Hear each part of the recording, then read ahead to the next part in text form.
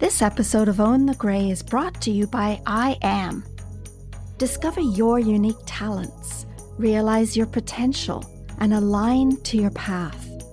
Take the first step to uncover your life purpose by visiting debrajones.ca/courses.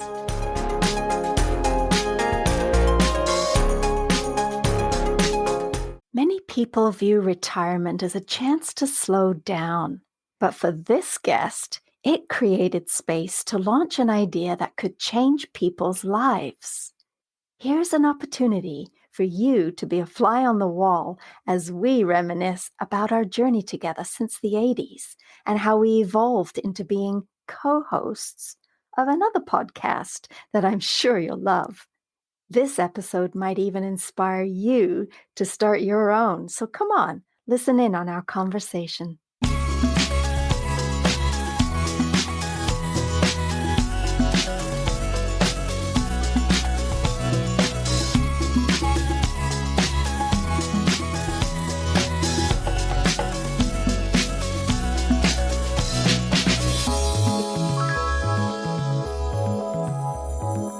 My next guest is a graduate of the University of Toronto, Faculty of Dentistry.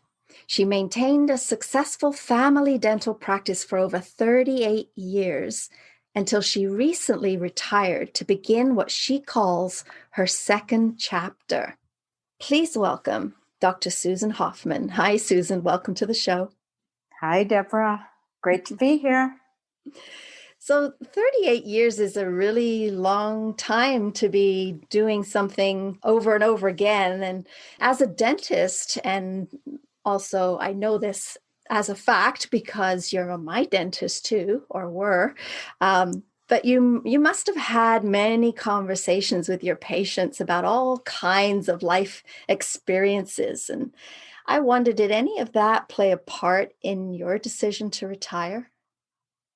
Yes, I'll answer this in several parts. 38 years, in my opinion, is a really long time to be doing the same thing. Even though I have to say most dentists work probably until the day before they expire. For really, literally, they do. Handshaking, all those seriously scary things. Oh, yeah. I believe they do it, I believe, because it's their identity. It's who they are. That's another topic. But for me, dentistry was never my passion. It was my career choice. It was not ever the perfect fit for me. I made it fit. It took me actually a lot of years to make that happen. The best part of me being a dentist was, I guess, that I was my own boss, which I needed to be. I just knew that intuitively. B, the financial benefits of being a dentist, giving me financial freedom, which I also wanted. So that was good. And C, all the many, many thousands of people that I met and became friends with over 38 years.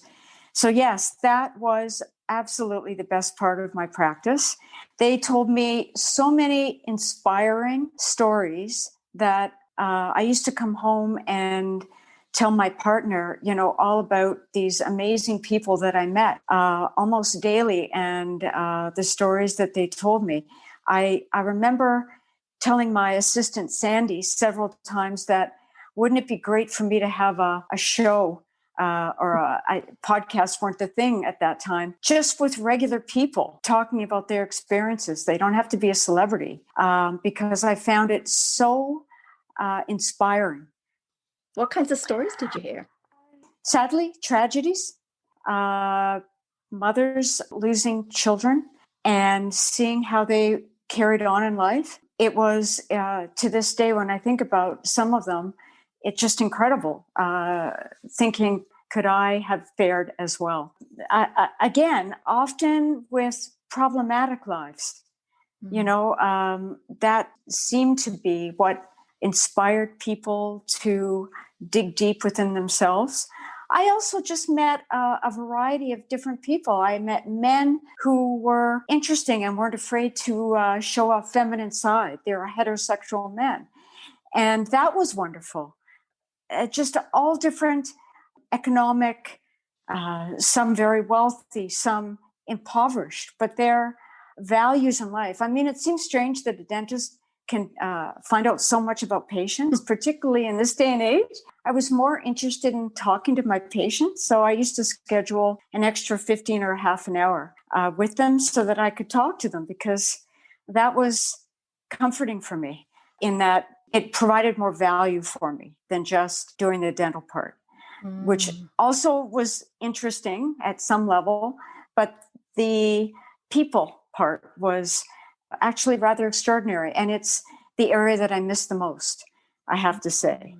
But the good thing that came out of it was that I decided to do a podcast. What made you decide that it was time to retire? So what happened in my situation was that in my late 50s, I decided it was time to sell my practice, but still work. I had an associate at the time that I thought was like-minded in my philosophy towards my practice. Mm-hmm. And she had expressed interest in buying it. And I was getting tired of the business side. So we made an arrangement I sold it to her, and we were going to be partners for 3 years. And then I was going to associate with her for a maximum of 5. And then I would retire and leave her the practice. Unfortunately, the day that we became partners, she changed and little by little started destroying everything I had built in my practice. The philosophy of providing value in many different ways was being taken away little by little. And my staff were very, very unhappy and came to me with all their problems. So it was so draining. I can't even begin to tell you. But I stayed on for many reasons. One of them was monetary. I honestly couldn't get over the feeling of a lack of a paycheck, where my money was going to be coming from. Mm-hmm. That was overwhelming. That was number one. And number two was there were many days where I enjoyed my work. I was starting to have more of an interest in some new areas because I'm an avid learner. So that was intriguing to me. And my staff. I mean, I just enjoyed my staff so much, especially my assistant, Sandy. And if she listens to this, I hope she will. That's Sandy, we love you. Nice. We love you, Sandy. So I stayed even longer than my 5 years that I was supposed to leave, even though almost on a daily basis, I would go home and complain to my partner about my day and how this was happening and this was happening. And he would say to me, just quit, just leave. I would say, but I just can't. I can't. So COVID happened. My kids really got scared of me working in that environment because I'm 64, even a healthy 64. I didn't agree with that, but they wanted me to retire. They knew it was close. But the final nail was just an untenable situation. I basically had to leave. So I literally walked out and left. It was totally not the way I wanted to go, and I was so angry. It took me a few months, and now I'm so grateful to her for doing this, because if it wasn't for that, I probably would have stuck it out. And I'm so happy that I am now retired. It forced the issue that I needed to do. I want to reiterate how I got over the problematic thinking of how am I going to deal with not having a paycheck each week. So you were worried about where your money would come from if you didn't have a paycheck. How did you reconcile that? It's still there a little bit. I'm getting much better, but I'm fine. I have enough money. It's a mindset. I'm better off than most. I don't have the money that I suppose I wanted to have when I retired, but I'm fine right now, and I will be fine. All the angst about it, I see now, was unnecessary. I wish I'd retired 5 years ago, because I would have started doing what I'm doing now 5 years ago. And I guarantee you that the income would have been 10 times higher than what I earned as a dentist. And I would have been so much happier. So anyone listening who is using that as a reason to stay in a situation, particularly that they're not entirely happy with, please listen to my words. You will be okay, and don't wait. You know what? There's another area to this, I have to say, that was vital in my decision to leave, and this is important. So one of my dear friends, very vital, healthy, 65-year-old woman, strong as an ox, one of the most interesting women I know. She was stricken with a brain injury and is still recuperating. And her life changed literally in a minute. I just thought at that moment, what am I waiting for? I don't want anyone else out there to have to wait for a moment like that, because it really puts it into perspective that we only have this moment. And what am I waiting for? Mm-hmm. Waiting for happiness and just waiting too long. Waiting too long. Because honestly, you don't know what's going to happen when you walk out your front door, when you get into your car. So tell me about retirement, because in my mind, retirement is you'll jump up and down with joy because you don't have to do the daily grind and you get a chance to do anything that you want to do, choose how to spend your time. Is it like that? I remember when I used to speak to my patients, the ones who were considering retiring, and then finally did it. Many of them forced out because of their age. It was a time because of they had to take their pension. They would lose their pension. They were very anxious about retiring. They didn't know what they were going to do when they retired. So when I met with them soon after retirement, they were not happy. They were in a state of flux. Mm-hmm. They didn't know what to do next. They were unsure if they made the right decision. And 6 months later, when I saw them again, you couldn't take the smile off their face. Every one of them said the same thing. They've never been busier. They are busier now than when they were working. That is the common thread. Now, for me, I started having a focus months before I retired. I had decided with my friend I spoke about that I wanted to do a podcast. And so when COVID struck and we were all quarantined for several months, I started writing, furiously writing, actually. And that's a wonderful outlet for me. And then when I decided to retire, it's funny because you have all this time and you can so easily choose to waste it when you're retired. You don't have a focus. You don't get up in the morning and you don't go to work, and your time is structured. And if you're a distractible individual like myself, you can easily find a great old movie that you want to watch, or you can go to the fridge too many times, there's just endless ways to waste time. For me, I had to find structure. I've developed a routine, which I think is very important. I think for everybody, actually, I do. I think routine is important. 5 out of 7 days anyway, or even 6 out of 7 days.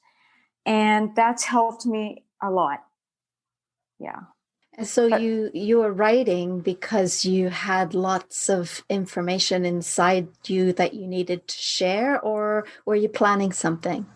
It's a combination. I'm on my own personal journey of in many different areas of my life.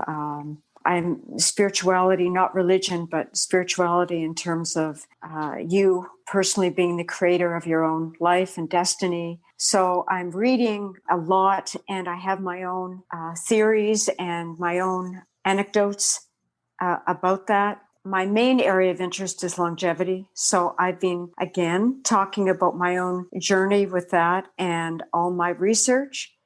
I read a lot, so I'm toying with maybe writing.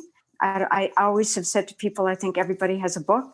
And I've had some interesting life experience. And even though I'm not a celebrity, I'm not a billionaire entrepreneur, I think that I have something to share. And I hope to do that in our podcast, Lunch with a Healer, because I learned from my patients who are everyday folk. And I learned from them more than I learned from watching Oprah, even though I love what she does and I love some of her guests. But I can read a book 100 times and it doesn't stick with me. But sometimes hearing it from someone else, that does it. And you never know where that insight, where that source is going to come from to maybe change and help somebody. which is what I want to do. Even one person. You see, it originated with girls' dinners. We went out and we talked about such interesting things. And I would see other tables with, maybe because our voices were loud, but kind of leaning in and wanting to overhear what we were saying. And it was interesting. It was funny. And I said one day, we've got to make this a podcast. And I thought that was a great way to reach a lot of people at one sitting. I mean, it's endless. You can talk about so many things. And I've struggled with issues myself. In my investigation, using myself as a guinea pig, I think that people will benefit from my research and my own personal journey. It's so much fun too. It gives me a focus. It gives me a purpose. It gives me a purpose. Any suggestion I would give to a retired person is, if you want to go out and play golf, travel, that's a wonderful thing. If that's your purpose, you have to have a purpose. It's funny. I don't really believe in retirement. I believe in change. I believe in actually evolving. And I think that once you stop evolving and stop being curious about life or learning, I think you're kind of done. And that's not a good thing. I know it's probably a judgment, but that's how I see it for myself. And there's so much going on in this world. There's so much we don't know that if people want to be lazy and listen to me, I'll do the research. I'll tell you all about it. We need to have a reason to be. Podcasts are great because we get to talk about lots of different topics. The one thing that I've noticed is we teach what we need to learn. So I'm wondering if the idea of putting something like that together is a way to get clarity ourselves on certain things. What do you think about that? 100%. I don't know. You seem to read me. It's kind of strange, actually. But yesterday I was editing one of the podcasts that our audience will love, I hope. And I actually stopped and I said out loud to myself, I said, this is unbelievable. I'm learning. I mean, I've actually altered some of the self-talk from the podcast, from what our other members of our podcast group have said. And it's actually wonderful. I don't like talking about myself. I prefer to have conversations with other people. This is unusual for me. I'm uncomfortable doing this because I'm an introvert. Doing well. You're doing really well. I'm doing it because I want to be helpful to other people. I really do. And but yes, the issues that I bring forth are my own issues, and I want to evolve myself, and I want to educate and expand people's mindset about many different subjects and about life. Mm-hmm. I find that when we have that as a mission, it's something that happens for us too. So we get to expand our own minds as we're expanding someone else's mind, and so really, we are all in this together, and we're all helping each other on our paths, on our journeys as we go through. So just as your patients were being able to share what was going on with you, a trusted person, and I'm sure there was some comments that you could share with them, and maybe they went away feeling really good about something that, just the few words that you shared with them, but they probably haven't got a clue that they were part of your evolution. And so that really just goes to show that we're all here helping each other, whether consciously or unconsciously, but we're all in this together. And so it is all about service, because as we serve others, we serve ourselves, and it's a win-win. I 100% agree.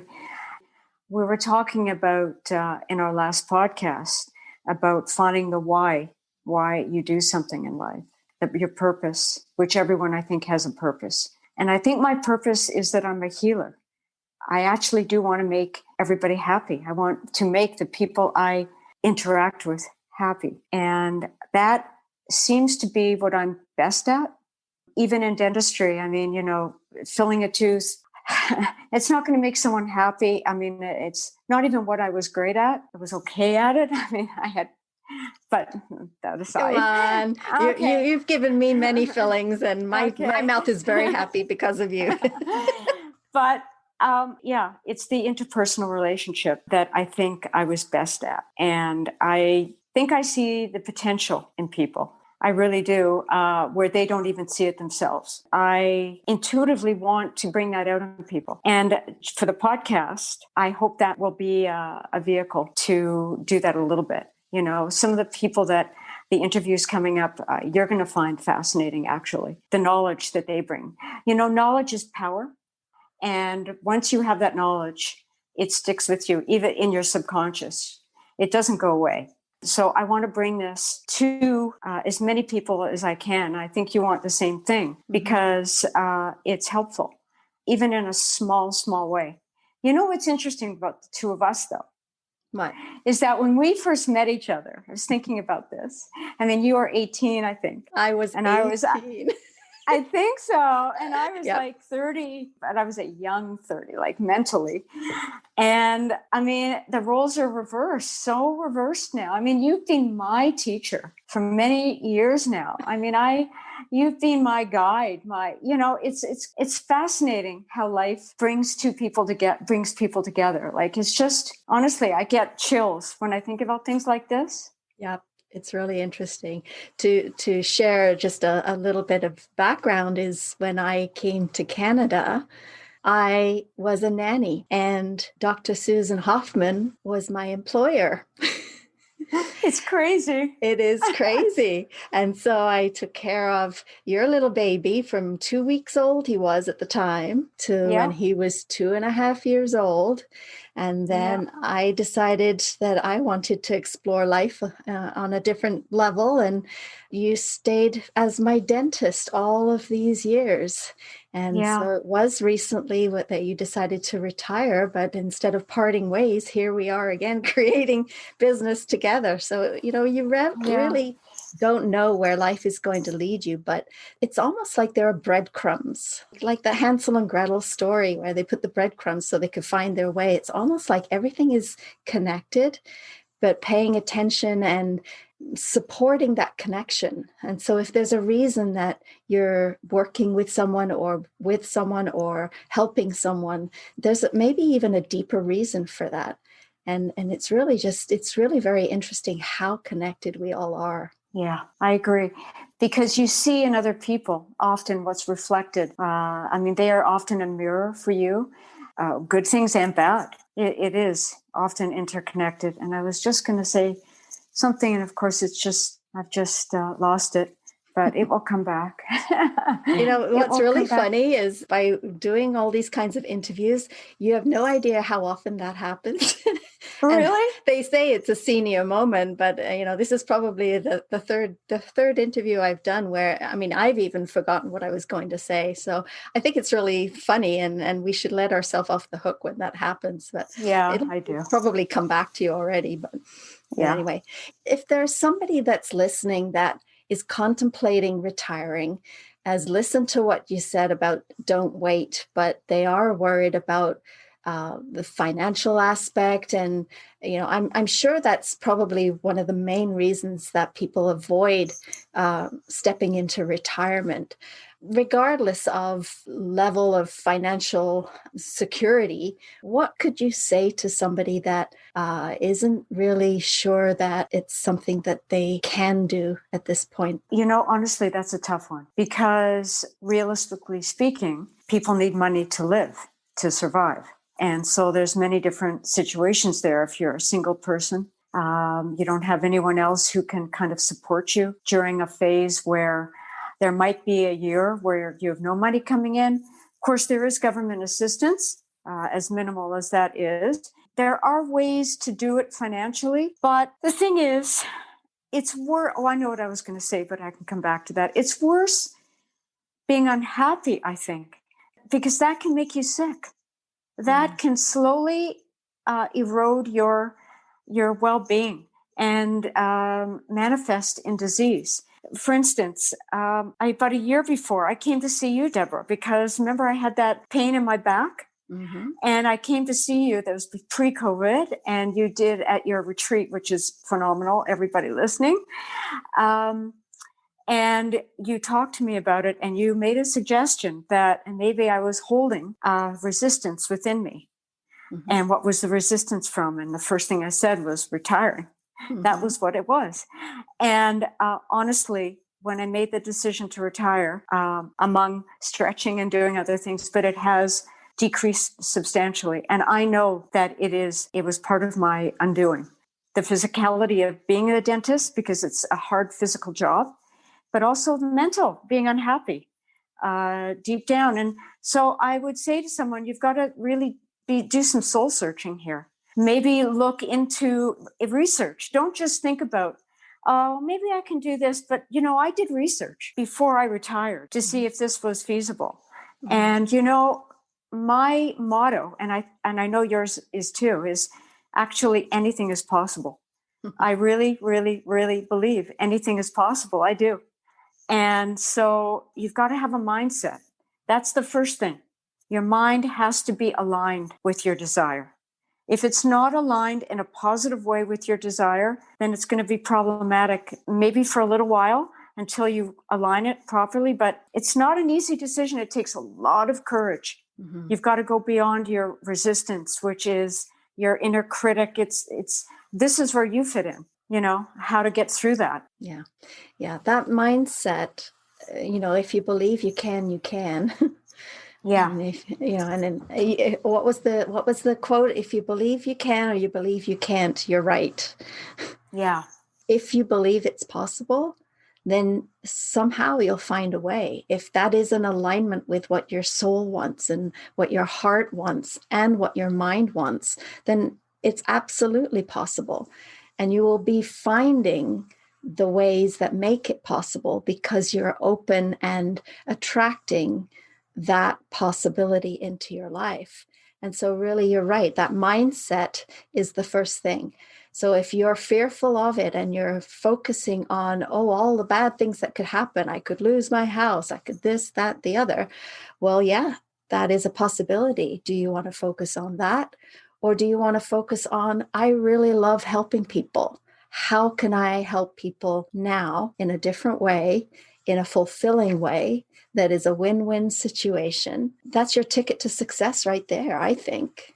I totally agree. And the other thing I want to say, and I truly believe this, is that for people out there thinking, the steady paycheck and what am I going to do? Thinking about the lack of money coming in is going to create a lack for you. It's not easy. You got to stop thinking about that aspect of it. Number two, if you can find your purpose or what you truly want to do, you will make money. It's kind of a universal law because if it's coming from a genuine place, hopefully to help people, then you will be compensated abundantly. So, it's all about the mindset. That's the first thing. I've learned that, and I am learning it. It's an ongoing process, and it's fun. It's fun.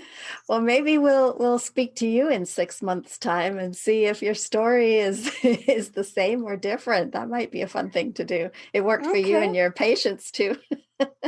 Well, let's see. But in the meantime, I would ask your listeners to tune into Lunch with a Healer because they're going to get some healing from their healer, from Deborah, who's wonderful. And they're going to hear other viewpoints because there's 2 other ladies that join us. And it's actually really interesting. Yeah, it's lots of fun. And so I'll put that in the show notes so people can check that out. And I thank you for sharing all of that today, because I know this topic is a really hard one. It's what people struggle with a lot. Is this going to work for me? And I think with the information that we share and the different stories, just like in Lunch with a Healer, lots of different perspectives. If you hear lots of different perspectives, it gives you some highlights some different ways of thinking so that you can adjust your mindset if it's not conducive to a successful direction for you. So keeping an open mind is the key. I know that's one of your sayings. And so that is really the key. Keep an open mind, learn what you can, research, and listen to other people's podcasts and other people's real life experiences. And that's what you were doing as a dentist too, is listening to people's experiences and getting that perspective. So I think that's wonderful. So thanks so much for joining us today. And, thank you, Deborah. You're welcome. And we'll talk to each other again. We'll do this again sometime. Wonderful. Thank you very much. Thanks so much for listening. If you like what you've heard and want to hear more, please subscribe, leave a comment and a rating, and I promise to send good vibes your way.